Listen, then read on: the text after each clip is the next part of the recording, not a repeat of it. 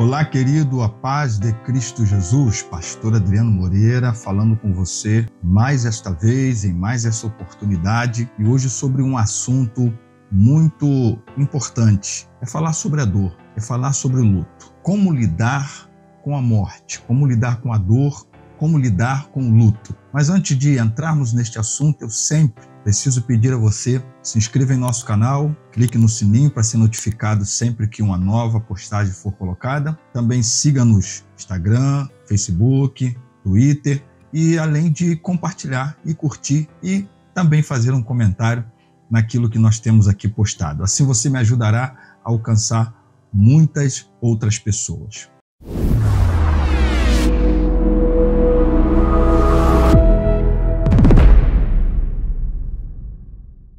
Agora, no próximo dia 2 de novembro, é o dia que se celebra o Dia dos Finados. É um dia que se lembra dos entes queridos que perdemos, das pessoas que de alguma forma deixaram de estar em nossa companhia, das pessoas que não estão mais conosco de alguma forma. Esse Dia de Finados, segundo o site oficial da Igreja Católica, ele aconteceu a sua primeira vez no dia 2 realmente de novembro de 998 depois de Cristo, alguns séculos atrás. E também, segundo o Vaticano, foi criado pelo abade francês Odilo de Cluny, e que inicialmente esse dia era conhecido como Dia de Todas as Almas. Já em 1915, o Papa Bento XV permitiu que os sacerdotes no Brasil pudessem celebrar missas nesse dia para lembrar dos entes queridos segundo a fé católica. Por isso, também no Brasil, desde 2002, essa data tornou-se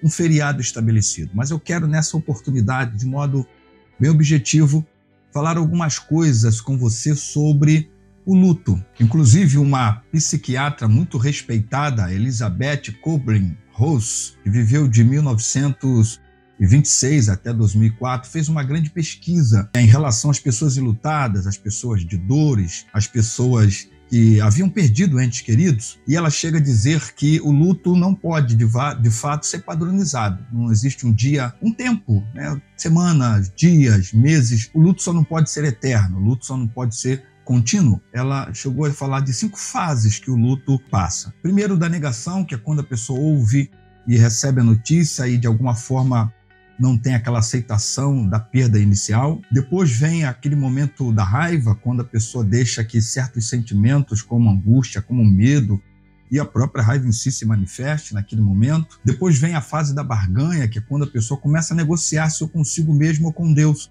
Quando ela começa a dizer: se eu tivesse feito isso, se eu tivesse feito aquilo, ou a partir de agora não farei mais isso, não farei mais aquilo.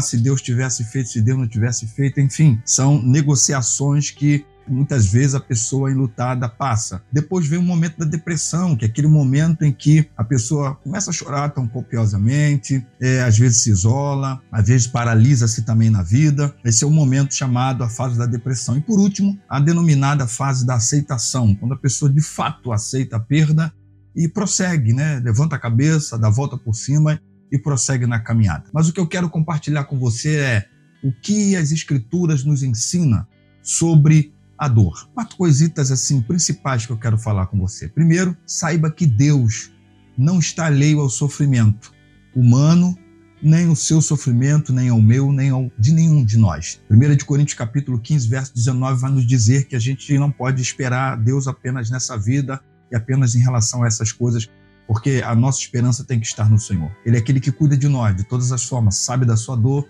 sabe do seu momento, sabe da sua luta.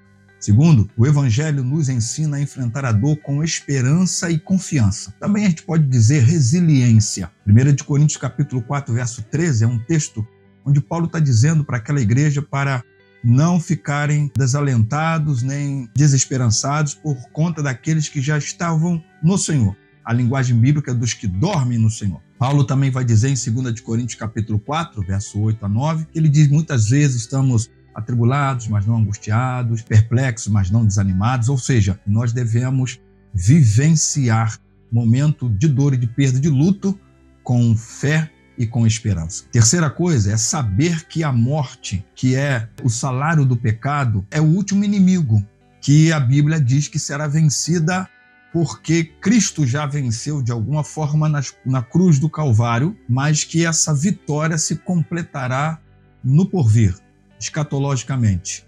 Ou seja, Romanos capítulo 6, verso 23 diz que nós estamos destituídos, da glória de Deus. Romanos 3, 23 e 6, 23 vai dizer essas duas coisas, que o homem se destituiu da glória de Deus por causa do pecado, e o salário do pecado é a morte. Então a morte ainda está na esfera humana até que Cristo vença definitivamente a morte. Mas isso já começa na cruz do Calvário, porque Paulo também vai deixar claro em 1 de Coríntios, capítulo 15, verso 54 até o 57, quando ele começa a fazer aquelas perguntas retóricas extraordinárias. Ó morte, onde está a morte? O teu poder, o teu aguilhão, onde está a tua vitória? Porque Cristo na cruz do Calvário, de fato, já venceu a morte. Quarta coisa a te dizer é que o luto e a morte terão um fim. Isaías no capítulo 60, verso 20, e Apocalipse no capítulo 21, verso 4, diz-nos com todas as letras que haverá um momento em que não haverá mais dor, não haverá mais morte, não haverá mais choro, não haverá mais luto, porque será um momento de eternidade e um momento de esperança para com Deus. Mas eu quero encerrar essa palavra, essa reflexão com você, te dando um lembrete. Quanto à eternidade, só Deus sabe quem está com Ele. Por isso, não se atreva e nem tente fazer qualquer juízo em relação a isso. Eu não posso dizer quem está com e quem não está com Deus. Eu não posso dizer quem está no céu, nem quem está no inferno. Não, isso não cabe a mim e a você. Cabe a mim e a você ter a esperança, a confiança de que Deus está com você no momento da luta e da dor, e de que você precisa ser esse que tem a certeza de que em partindo para a eternidade se encontre com Ele.